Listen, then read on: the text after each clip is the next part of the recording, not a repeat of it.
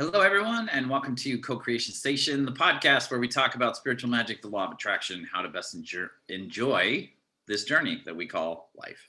My name is Collin. I'm a life coach, tarot, oracle card reader, and medium. My name's Stephanie, and I am a transformational life coach, helping you shift your thinking.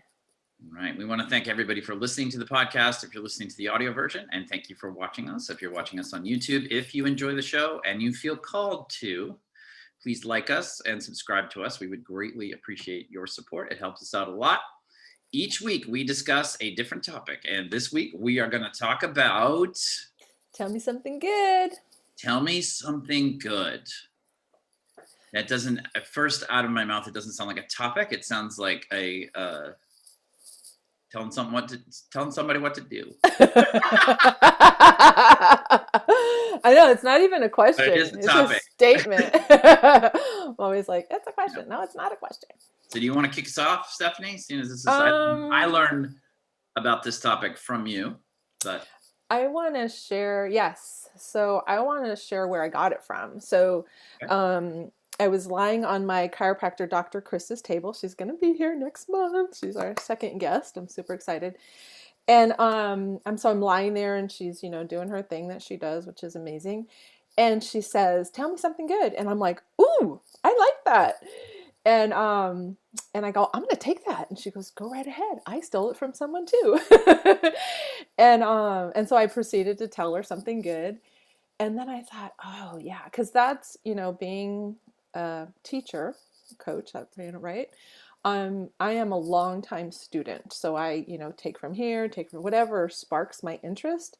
And I take and I use for myself. If it works, then I share it with my clients. That's just kind of been my process over the years. And so I started, you and I were working together when I started using that. And that was like, we would start the session. I would say, hi, how you doing? And then it was like, tell me something good. Click, time starts there.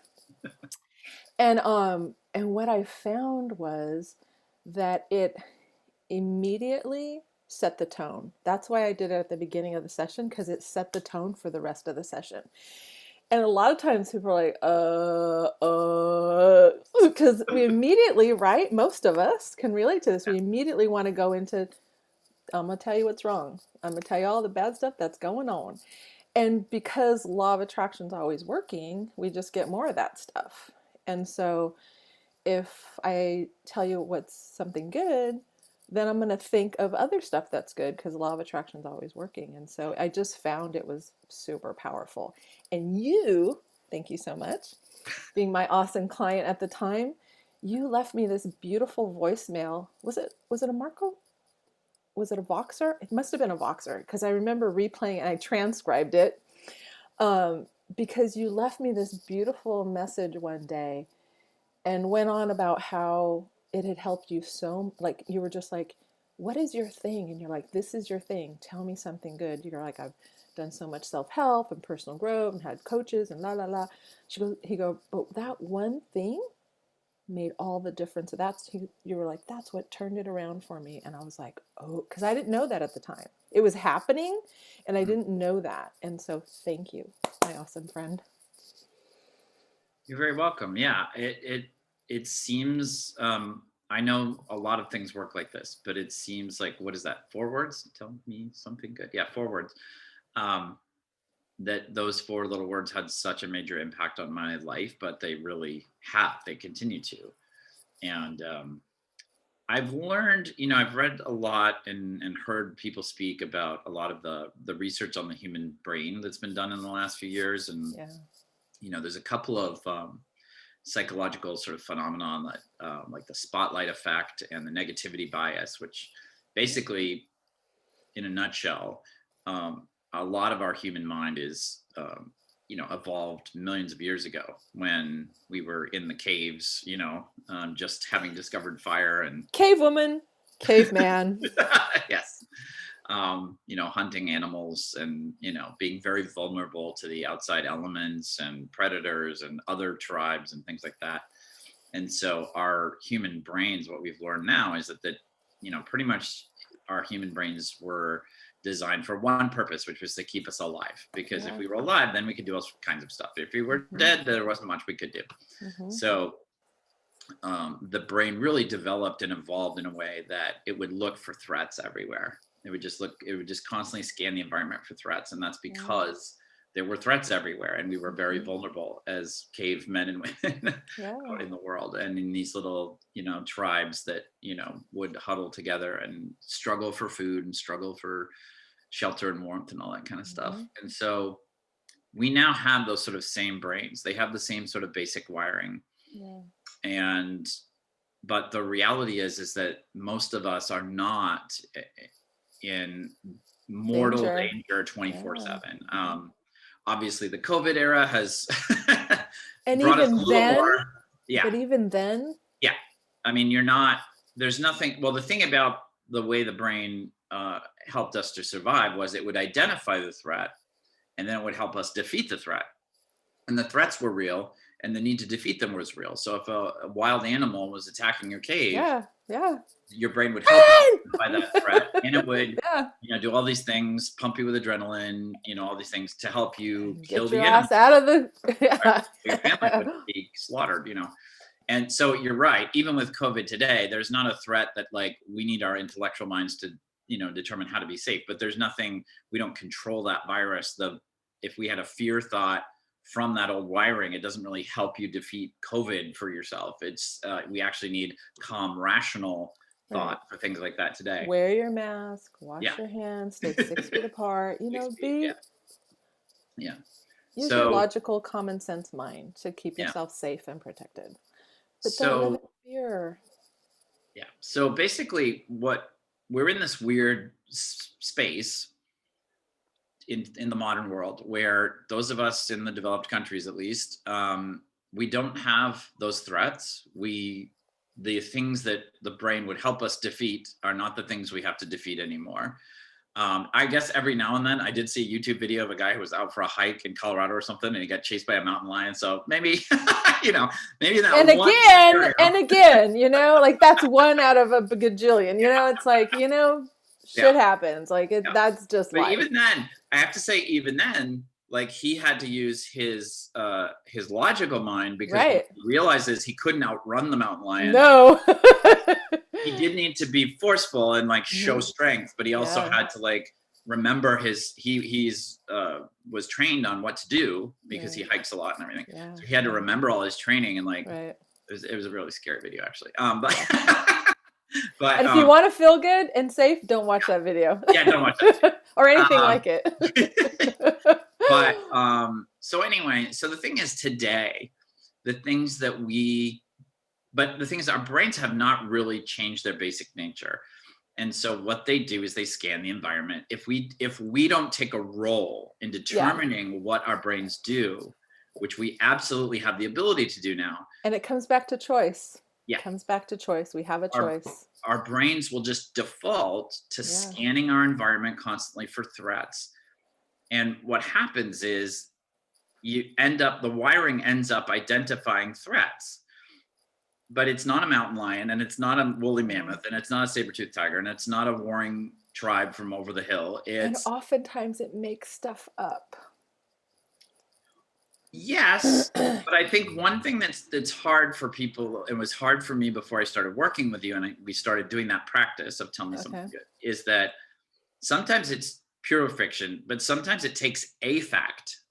If I get a bill in the mail from the IRS, and I didn't know that I owed taxes or something. Now that's a real fact. I get the piece of mail, I open it up. Maybe I didn't plan that month to have the money set aside for that, but it's due immediately. So that's a real thing that's happening. Right. What my brain will do if I let it default to the old evolutionary thinking is, it will make me think that this bill has the power to destroy me. And worry, that's fiction. Fear. Yeah, that's fiction. That's total fiction, because that piece of paper cannot kill me. And the IRS does not have the authority to kill me. They can take me to court or whatever, but there's a whole bunch of range of options that I have that are perfectly, So sorry, you. Well, and that's why because I'm currently walking through something right now that's extremely challenging, and I'm choosing not to share about it right now. But, Mm. I was with someone the other day, and they said that someone had said this to them. I'm like, oh, stay in the moment, right Yeah. where your feet are. Like right now in this moment, I'm safe. We were laughing earlier. You were showing me this video. It was awesome. Yeah. Right now, we're, sharing this information with others. I'm okay. Like I got Yeah. clothes on my back, I roof over my head, I got food in my tummy. I'm here with my awesome friend.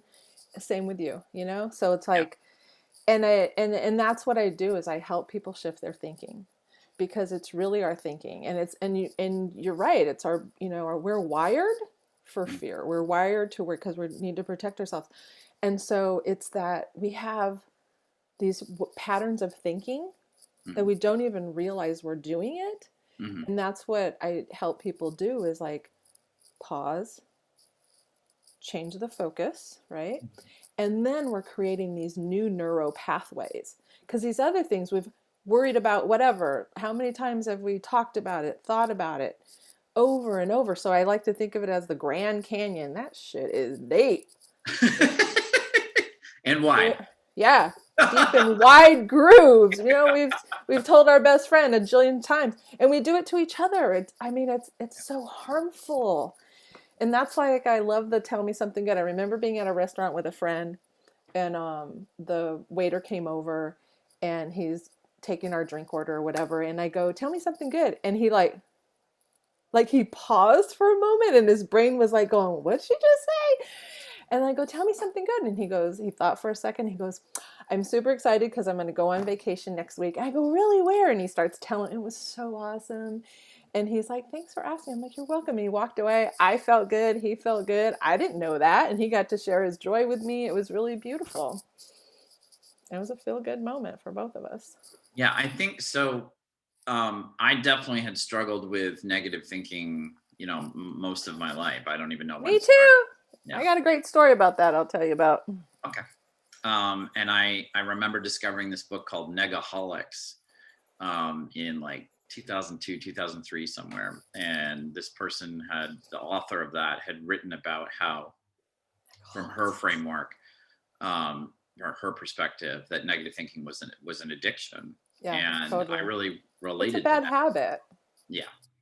Um, but still, even so, that book helped me. But even what I was frustrated with until I started working as a client of your life coaching was that issue of I didn't know how to.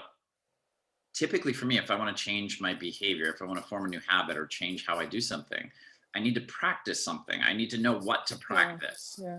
And the thing with negative thinking is I would get all this, and I read more books, and I watched more videos and went to workshops about negative thinking. And I would learn about why it happens and how destructive it is and all this stuff, and you shouldn't do it. And like you say, the general guidance was pretty vague to me. At almost at every turn, it was sort of like, you need to just stop your thinking and slow down and whatever. And I'm like, okay, but my habit is to not do that. I don't know how to just sort of randomly start stopping my thinking, because my experience before working with you was when I got caught up in my negative thinking, I didn't see, it was all so fluid within me that I didn't see Yeah, a point yeah, where am I choosing the thought, yeah, yeah, yeah. We So have to catch it early, otherwise we're on down the yeah, rabbit you're hole, just sort and of, it's like I'm yeah. foobarred. Yeah, And it gets into this thing that I think sometimes it creeps me out, but it's good to be aware of it, that like sometimes I am living like a delusion. And I don't mean, like I'm seeing things that yeah, aren't there. I just yeah, mean my brain is in a mode of interpreting information in this yeah. negative way. The And story. and I am believing that that is my Yeah, reality as I I go know. forward. I know it. And the Yeah, reality is that's not my reality. It's a yeah, filtered version of it that yeah, I am yeah. believing. What Um, is it? Is it Byron Katie who yeah, says those? I think there's 4 questions we ask, and it's like, yeah. is it true? Do Is it you true? know that it's true? I Yeah. like that one because Yeah. I too. I mean, let me just say to y'all, like, I do this because I was that person like Mhm. for years, and then I stumbled upon this work and was like, oh, shifted, and I was like, oh my gosh, and And I'm like, I want to, help my clients. And so, this is perfect because, so I don't remember what year it was because I had already bought the Mercedes Benz. So that was in '06, maybe '05, I forget. Made this huge purchase. It was not a good purchase, and gotten myself, was like, why did I do that? And I was beating myself up really bad. Got into a major depression. I was Why? at my Sorry, why mom. was it a bad choice? Like, why would? Financially, it was just Oh, okay. like I should not have done it, and it wasn't even what I wanted. It was like the wrong color. I wasn't even happy. It was really impulsive Mm. to an extent. And so I was at my mom's. I was in this depression. I was at my mom's. My mom was watching Oprah, and Oprah was interviewing Goldie Hawn. And for those of you know, Goldie Hawn is very known for being happy and bubbly, and just.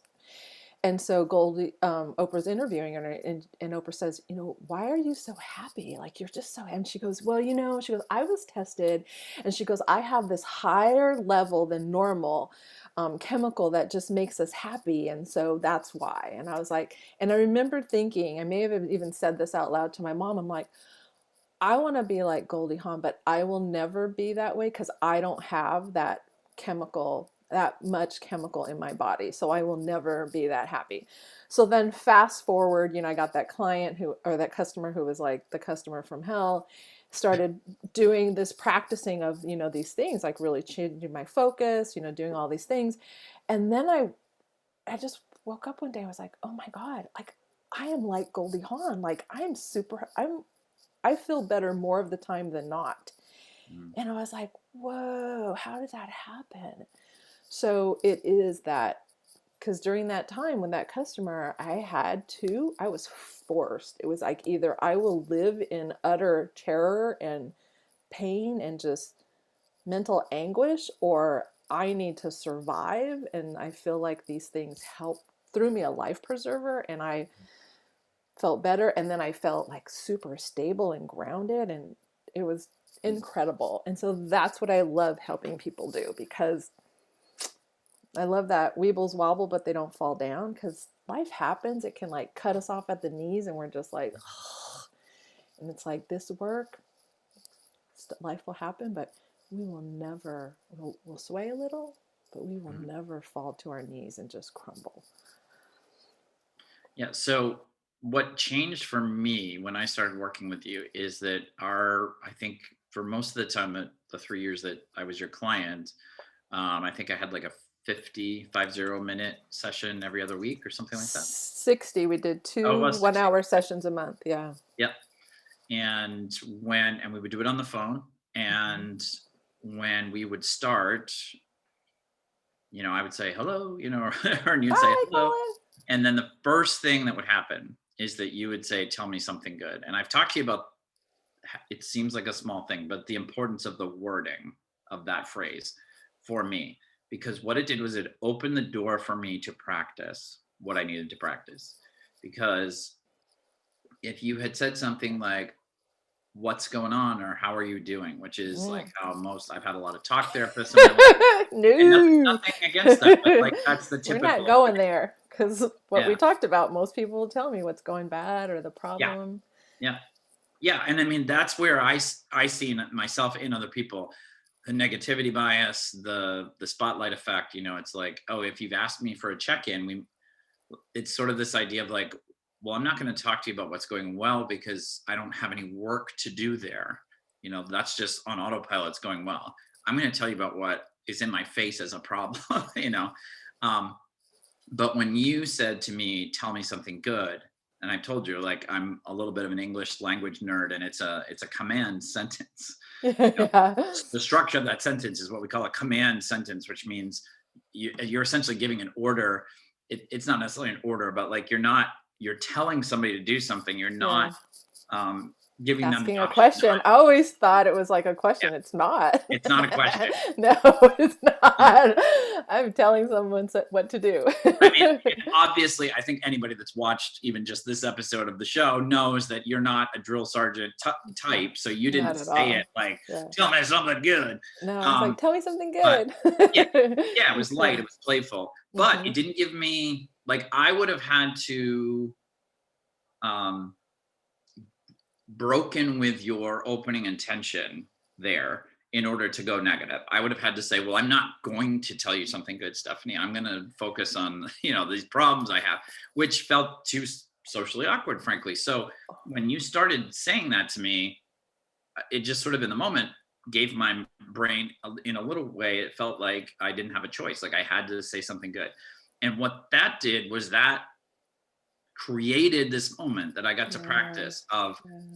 you created the moment by saying that, of that's where I can practice. Oh, I had 3 problems in my life that I was ready to talk to you about in our session today, but I have to put those down mentally. It's almost like Yeah. I came in mentally like carrying a bundle of wood or something, Yeah. and then you said, let's talk about fish or something, and I was like, all right, I'm gonna put this wood down, talk about fish. But it was that sort of thing where like I really felt like I was so ready, especially in the early days, Yeah. to talk about my problems, Right. and like let's figure out how to solve my problems. And Mm. instead what I had to do is I literally had to put my negative thinking Mm. down, I love and that, I had putting to it look down. in my Yeah. brain.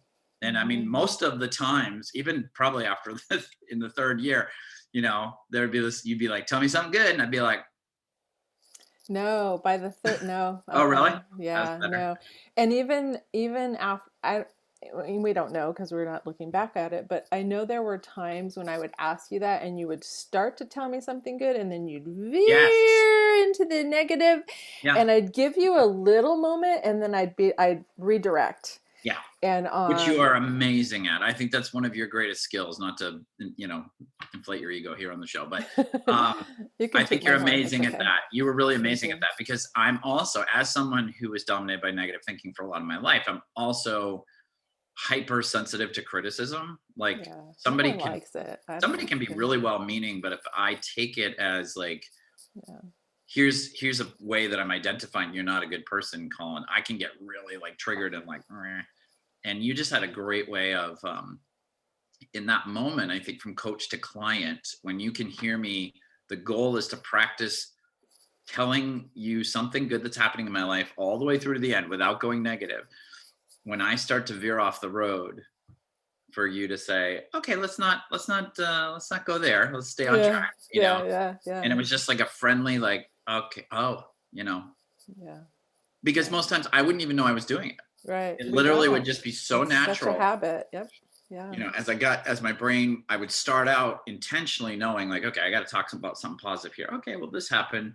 But then as I'm just like going through my thoughts around that, my brain's like, oh, well, here, look at these other parts of that. It didn't go so well or whatever, Yeah. And we just So became a habit, right? It yeah, just yeah, over time. That's why I tell people it's not, it's a gradual, it's a slow, but that's why we meet week after week, month after month, yeah, because it's just like with anything, we need to practice it. And then before we know it, yeah. and the cool thing about this work is like, by the time I'm done with someone, whether it's 6 months or a year or, a year and a half, 2 years, whatever it ends up being, the cool thing is, because it happened to me and I didn't even know it, they're just like, what? This is how I am. This is how I've always been. And I'm like, no, let's look Mm, back what you were like before. Because it's such a gradual, natural, easy process. It just kind of flows that we don't yeah. even realize it's happening until, like, I had this happen. For me, I was walking with someone one day. I wasn't even practicing it with clients yet. And she goes, yeah, you're really different. I go, really? She goes, yeah. I'm like, oh yeah, huh? And then even with clients, they'll be like, yeah, I was with my friend and they said, what are you doing? Because you're different, and not in a bad way. It's a good Mhm, thing, but it's noticeable. mhm. And so it's really cool. And I have found that even if someone's listening and they're like, yeah, but my friend is like so negative and no way. And I tell you, I have worked with people who are just like, whoo, I've even been like, I don't know.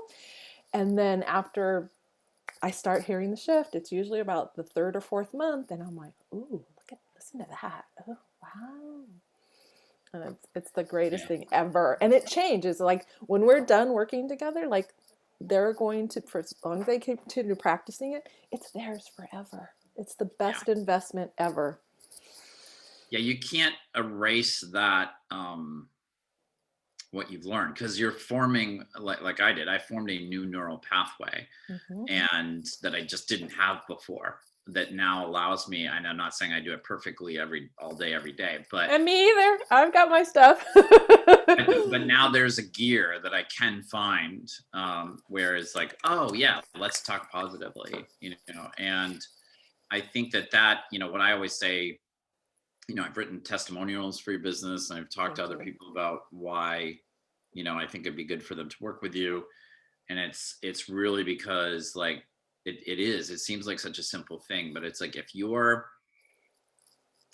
I think one thing that has been helpful for me in my life is that if there are a lot of surface problems or challenges going on, but there's a common thing underneath, that if I work on that, it helps everything that's resulting from it, Yeah, in a way. yeah, yeah. So I try when I can to find those sorts of things. Like, instead of just trying to resolve symptoms, sometimes you just have symptoms and you have to address them, Yeah.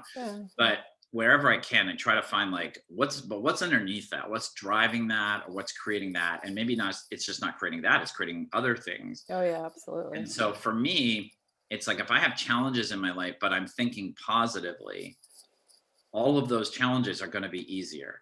If Yeah, I start absolutely. out from a standpoint of, like, oh my God, I'm overwhelmed, I don't know how I'm going to solve these things. How could these things happen to me? These things always happen to me. I'm always having a hard time. Those sorts of things that I think run through a lot of people's minds every Yeah. day. Hmm. Um, it's not, that is actually the old evolutionary, negativity Yeah. bias, spotlight Hmm. effect.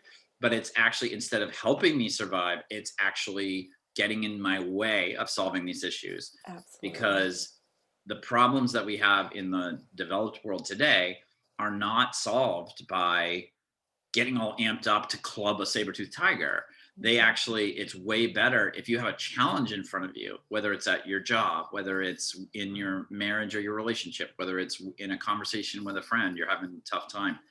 Mhm. If you get all amped up, triggered, and filled with that adrenaline and everything Ooh, that I know. If needs to, somebody and you come at someone with yeah, that, and that has become, over the years, that has become so normalized in our, especially in the, I don't know, I haven't spent much time outside America, so I try not to talk about other cultures, but if other people find the similarity, that's fine. But I know in the American culture, I was watching a show called Entourage that I used to watch oh years yeah, ago. I used to watch that too. It's a great HBO show, and I was Hmm. watching some old episodes on YouTube last night, and or Oh, clips from it. fun.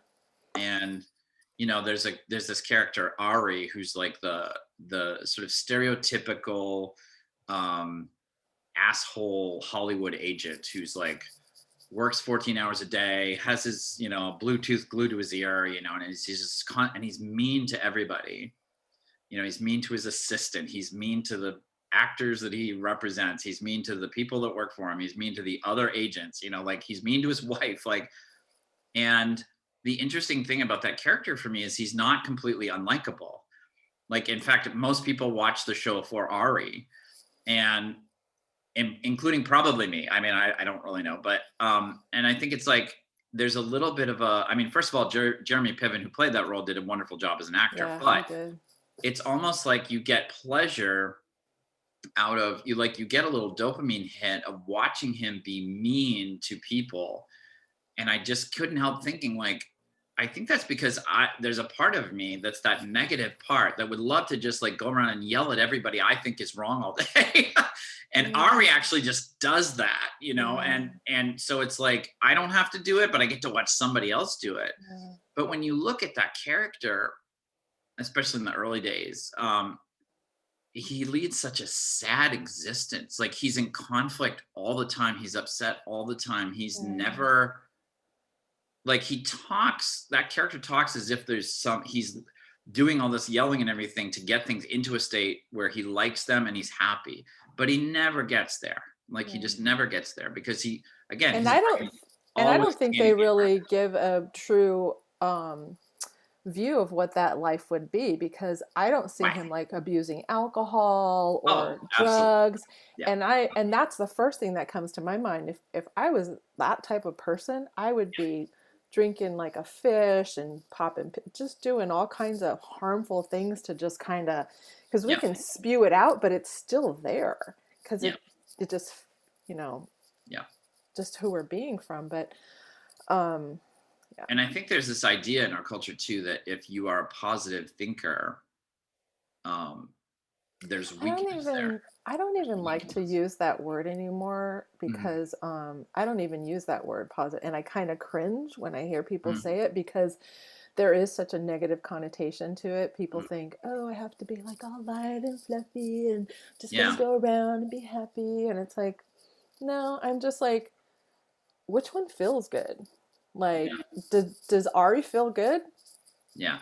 Because when you said, oh, I just want to go around, it made me think like maybe once in a while we want to be like, you know, but to Yeah. do that all day long, I would get sick. Like Yeah. me personally, I would get ill. I would Well, like, people do. I think yeah, people do. I mean, I think that's yeah. I don't remember every single episode of Entourage, but so I don't know if they had that happen to Ari or not. But I Well, mean, that's what I mean because they don't. He doesn't. oh, And okay, yeah, so, he'd be popping Tums and, just yeah, something because physically that stuff creates havoc yeah, in our body. That's where yeah. disease comes from, dis-ease. So, what was I gonna say? I was gonna say something I forgot. Oh, so it's just about focusing like what feels better. It's Mm, not about being positive thinking. It's just like we've talked about this throughout the shows, is just like our episodes is like what feels better, like that knowingness inside. yeah, Like if it gives me a pit in my tummy yeah, or it makes my neck tight, it's like probably not going to want to think about it, noticing what's the thought that comes through. I love that. Is it true? A lot of times we think things and they're not even, we don't even know that they're true. They're stories we tell ourselves. It's like yeah, insane what we do with our thinking if we stop and pause. And I am guilty of this as much as everybody else. I just have a lower tolerance for pain mm, than some. Um, because I think the more I do this work, the more I'm just like, that doesn't feel good. I'm not going. I can't do that. Or if I do, I'm like I said, I'll start to get sick, or I yeah. just a hot mess, and I'm like, how's that feel? How's that working for me? It's not. Well, the other thing too is, and again, Abraham Hicks talks about this. The Secret talks about it a little bit, but you're the one that really helped me understand about the art of allowing that, because I feel like one thing that people Oh, that's what we were misinterpret. talking about. Yeah, I feel like people in The Secret, they misinterpret sometimes, because I feel like the thing about the art of allowing, it's not explicitly stated in The Secret, but they do have this section on gratitude, and I feel like people don't focus on that section because it's one section out of like 12 or something in the film, but they do put it explicitly in there that that it's really important to be in this state of gratitude. And I think what I learned from you is gratitude is super helpful, but the larger picture is that gratitude is something that makes us feel good. Like we're focusing on something that we have in our lives that we're really jazzed that we have or had. And that feeling of gratitude is a good feeling. It feels good in our Yeah, minds and our hearts and our yeah, bodies. yeah. And so, but a lot of people watch The Secret, I think, and just think they see the part about visualization and the Right. part about writing stuff Like you down. say, the cash and prizes. Yeah, the cash. Well, but it's also like the process of, you know, I think that's the biggest misinterpretation I've seen of The Secret is like, because what The Secret talks about is how the universe is the one that brings everything to you. But people sometimes come away from watching The Secret thinking, oh, it's all up to me. I have to like visualize. I have to write it down. I have to like, Yeah. do all this stuff. And I think the thing that I remembered from your coaching the most is, you were saying, no, like actually, if you can sit in your room for an hour and relax and feel awesome, like that will do. It's not that action is not a part of the equation. It definitely Yeah. is. Yeah. But if you're Ari, for example, and you're going to go out and try to make, manifest things because you really want them and you're going to like, Yeah. See that? It's like total, like a yeah, wall comes up. yeah. Like if we're comparing Yeah. somebody just sitting in their room for an hour meditating or just I don't know, like watching their favorite Playing comedy music. film or We were watching yeah, a video of what was his name? Ty. Ty Gibbs, NASCAR driver Ty Gibbs. Yeah, yeah. And when he won, like I got chills all up my body. Yeah. And it was just great, watching stuff like that. I was watching yesterday with my granddaughter. I had looked for it years ago and couldn't find it. And I call it the poop scene of Bridesmaids. And Never they seen that have, movie, but I've heard about oh freak, it's hilarious. So it. Yeah. they have that 7-8 minute clip on YouTube, and we were watching it. I was rolling. It just like, I would love to see the outtakes of that one. Or music. I love, I'm 56, so I love like 70s R&B and the OJs, and I love music, and they're the Angel Flights and the big, and I just sit there during lunchtime and watch that and just groove out, and they're just having such a great time jamming, doing things like that, whatever it may be. I was watching my neighbor's cat, feeding him and just petting his body, and I just love his little meow meow, and it makes me happy. Just those little things. I have a bubble wand that it's the little things in life that make all the difference in the world, and it's just changing that focus, and in that state of flow, we attract. We're attracting. If I'm like angry, no one who's happy is going to come near me. And nothing's good going to come from it. Like, but when I'm in a state of feeling better, cool stuff happens. I meet other people who are smiling and happy, or someone calls me and says, "Hey, I have tickets to do you want them?" I'm like, "Yeah, that's great. Awesome. Thank you." Or whatever it may be. But just noticing how Yeah. I'm feeling and what I'm attracting, because it's all attraction. Yeah. I mean, that's what I think. Not to talk about The Secret all day, but Mike Dooley, who I love, he's one of my favorite people in The Secret, says something that it's true. It's factually true. He says thoughts become things. Yeah, Like what you think absolutely. about all the time sort of comes true. But I think Mm-hmm. and I've mentioned this before on the show, but what's missed there is, if I think about something all day long, but but what I'm really thinking about, like I can say like, I want a new car, I want a new car, I want a new car. But if what I'm really aware of mentally, if my most strongest mental impulse there is focusing on the fact that I don't have the Yeah. car yet, and I'm Yeah. really upset that I How is don't it going to have it. come? It's not Right. here yet. I can't have it. I don't have how am I going to Right. get it? Like, I want it, but I'm thinking Right. the lack of it. Yeah. Yeah. So even if Yeah. the literal thought is, I believe I will get a new car soon or something like that. If what's really going on there is I'm focusing on the lack of it, then I will actually push the time of that car manifesting into my life further out into the future, because the universe is sort of too polite to be like, okay, you really seem to but you're putting all your energy into focusing on the lack of the car. So I don't want to take that away from you. I want to let you keep doing what you seem to want to be doing.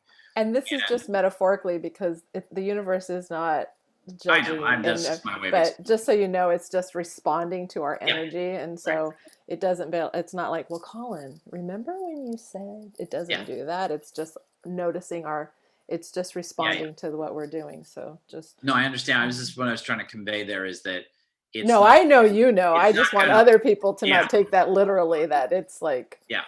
But the universe doesn't if I'm focused 100% negatively on something, the universe is not going to overcome that negativity yeah, and deliver what I yeah, want. It's yeah. because, and I think that's where people get tangled up, is that if they're doing the affirmations, the visualization, the scripting, whatever, but the energy behind it is, what we call negative. Yeah. And we can Um, tell by how we feel yeah, whether we're in the state of allowing or disallowing it. If yeah, the thought feels good, then we're in the state of allowing. If the thought doesn't feel good, then we're in the state of disallowing it. yeah, We can always tell by how we feel. Like, think a thought hmm and then check in and see how it feels. yeah. And I it's not remember. that it's Oh, good, sorry. bad, right, or wrong, or it's not going to happen. It's just that Mhm. that thought doesn't serve you Yeah, to allowing what it is that you're wanting. yeah. I remember I wanted to tell the story. I was living in LA like I am now, but I was traveling down to San Diego once a month or so, and to see my friends there. And I had a birthday party at the Old Town Mexican Cafe in Old Town, that part of San Diego known as Old Town. And which we talked about in the gazebo episode. But I had a bunch of friends from San Diego that were gonna meet, and for some reason, I don't know if it was like a Friday or something, but it was like a long line. So we had a huge wait to get a table. And we were waiting. We were also waiting for, I think that was the other thing, is like they have that policy that's so prevalent now, which is you can't put your name on the list until your entire party is there. So we had to wait. We had a couple people who were running late. So we had to wait for them to show up. Then we had to put ourselves on the list. Then we had a long wait. And I don't remember who came up with it. I feel like it might have been me, but it might have been you. Which was, there were people who didn't, like, it was, some of it was circles of friends that didn't necessarily know each other terribly well. Yeah. And so, as kind of like an icebreaker, whoever came up with it, we were like, tell us one thing about your life that you know you're super proud of, that you really are excited about, that's happened to you. And it can be any point in your life, little kid, teenagers, 20s, 30s, whatever. And I just remember, like, we were so, and we were going to do, and we did this cheerleading thing where after somebody told us this amazing thing about their life, we were just like, yeah. We did a cheerleading thing of like, yeah, that's awesome, way to go. And genuinely, like, we weren't making it up, but whatever that was, people clapped or people said, yeah, way to go. And I just remember feeling like, why don't people do this all the time? Like, because it made all of us, like, you could not have stayed depressed in that circle. You could not have stayed feeling down if you were feeling down. Like, it just became this chain of like, and with every person that went, we were more excited. There were so many things that came out of that for me, because we set a mood, and then we jacked it up repeatedly, you know. So we got to know each other too. We got to know each other. We also got to celebrate each other, which I feel like we just don't do a lot in our normal everyday lives. We do that for children, but we don't. Something happens when we get older that we just stop doing that. We start criticizing. And it's like, I think that happens when we get into school, because I think kids are joyful, and then once they get into school, I noticed this with my grandkids, they really shifted once they started going to school, and it made my heart hurt. Because I was like, oh, because we spent a lot of time at school and for years. And kids just change. And so, you know, hopefully that'll shift in the years to come. But anyways. But I remember thinking when we did that, it's like, that's powerful. We need to do that again. It's like, it's almost like, I don't want to go too far with it, but it's almost like, you know, talk therapy is helpful for a lot of people. It's been super helpful for me. You know, medication for certain, you know, low grade mental illnesses can be tremendously helpful. But it's also that, you know, we could also invite this other element into our lives where we consciously together focus on stuff, talking about stuff that feels really good, instead of going off the rails and I always forget if it's Buddha or Gandhi, but he said, you know, let me be the change that I want to see in the world. And I believe that it starts. And I remember seeing Deepak Chopra years ago speak, and he spoke for like an hour and a half. And then at the very end, he said, you know what? He goes, let it begin with you. Just whatever you can do. He goes, that will make the biggest impact. And I just thought, it's as simple as that. You know, all of our things that we do that make the greatest, highest quality shifts and changes in our life, they're really simple, and we just want to complicate the shit out of things. And I want to say, you know, Abraham always says, like, one who is in the vortex, which is basically in that state of allowing, of feeling good, is more powerful than a million who are not. And that is the power. It's not about forcing and making someone do, or, you know, I need to be fearful about what someone else is going to do to me. When I'm in a state of allowing, when I'm in a state of joy, when I'm in a state of appreciation, when I'm in and near the vortex, there's nothing that can come and hurt me. Like, it's like putting this bubble of love around me, and an accident will go right by me. I will swerve I'll be told, you know, things happen. That person who is angry or is doing something violent doesn't even come into my realm because I'm not at that energetic level.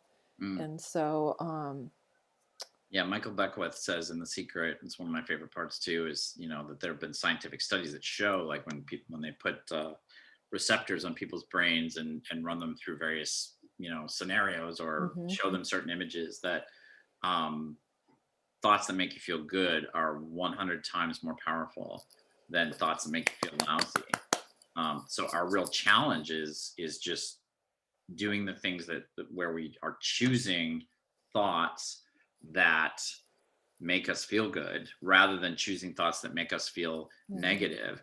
Yeah. And I think the brilliant thing, to reiterate, about tell me something good, saying that from one person to another, it puts you in the mode where that person will practice consciously choosing thoughts that will make them feel good. Yeah. And so one of my goals, which I have not achieved yet, is to have more of that in my casual friendship conversations Mm-hmm. that I have with people on Zoom or on the phone now, is to agree to start off with, Mm. tell me something good. Oh, Because that's nice. I like if that. what we usually default to is, how are you? What's going on? And regardless of how, the other thing I love about that is, so many of us, and I don't mean to downplay anyone who is genuinely suffering or with health issues or financial issues or whatever. Yeah, that stuff is Those are real. all real. I get it. Mm-hmm. It's normal to have feelings that don't feel good about those things. Mm-hmm. But the reality is, like, I know for me, I'll just talk about myself. I have so many blessings in my life. Yeah. Like, if I wake up in the morning and I start thinking about a problem, that is statistically so off. It's not to say that that problem isn't a challenge that I am actually facing, but it's so disproportionately small compared to all of the amazing things I have in my life. I have amazing friends. I have plenty of money. I have this creative outlet. I have my rock band. I have, Mm-hmm. all these. I live in a beautiful apartment in Los Angeles, like all of these things.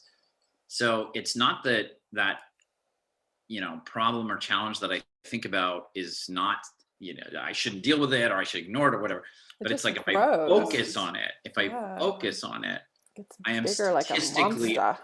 yeah, I'm statistically off. Like, it makes more logical sense for me. Like, if I have 80 things that are awesome, that are real, that are in my life to think about, and then I have 20 things that are not great, just right now, they're not in a place that I'm happy with or that I like.